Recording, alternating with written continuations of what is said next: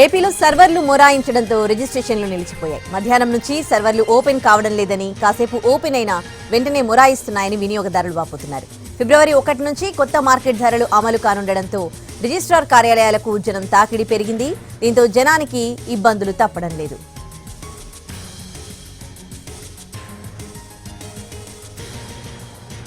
ఇదే అంశానికి సంబంధించి పూర్తి డీటెయిల్స్ విజయవాడ నుంచి మా ప్రతినిధి శ్రీకాంత్ అందిస్తారు.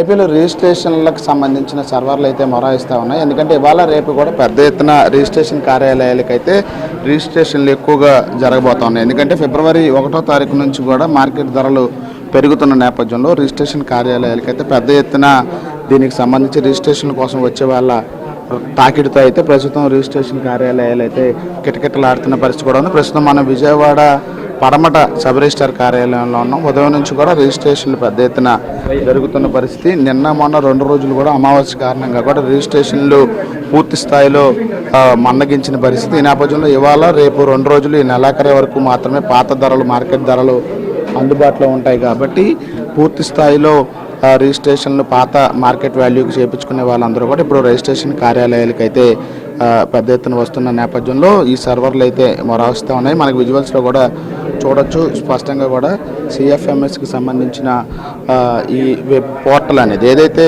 ఈ చలానా తీస్తారు రిజిస్ట్రేషన్కి సంబంధించి, ఆ రిజిస్ట్రేషన్కి సంబంధించి చలానా తీసిన దాన్ని ఈ సిఎఫ్ఎంఎస్ పోర్టల్లో ఓపెన్ చేసి నమోదు చేసిన తర్వాత రిజిస్ట్రేషన్ ప్రక్రియ అయితే ముందుకు వెళ్తూ ఉంటుంది. ఈ నేపథ్యంలో పెద్ద ఎత్తున రిజిస్ట్రేషన్లకి కార్యాలయాలకు వస్తున్న నేపథ్యంలో చాలా స్లోగా సర్వర్ కూడా పనిచేస్తున్న పరిస్థితి కూడా ఉంది. చాలా నెమ్మదిగా మందకొండగా అయితే ప్రస్తుతం రిజిస్ట్రేషన్ ప్రక్రియ అయితే కొనసాగుతున్నట్టుగా తెలుస్తుంది. ఏంటి సిఎఫ్ఎంఎస్ స్లోగా ఉంది, సర్వర్ ఎలా ఉంది సార్? ఎలా ఉంది సర్వర్? మేడం గారిని అడగండి సార్ ఒకసారి. సర్వర్ స్లోగా అవుతుంది, ఫాస్ట్గా? సిఎఫ్ఎంఎస్ బాగానే ఉంది. మధ్యలో కొన్నిసార్లు బ్లాక్ అవుతుంది, స్లో అవుతున్నాను. అదా నేను అయితే ఇప్పుడు కూడా చూసాం మేము, స్లోగా రన్ ఓకే అంటే పూర్ అవటం వల్ల తెలియదు సార్. మరి మార్నింగ్ నుంచి అట్లాగే ఉంది. ఎంతసేపు పడుతుంది ఒక రిజిస్ట్రేషన్?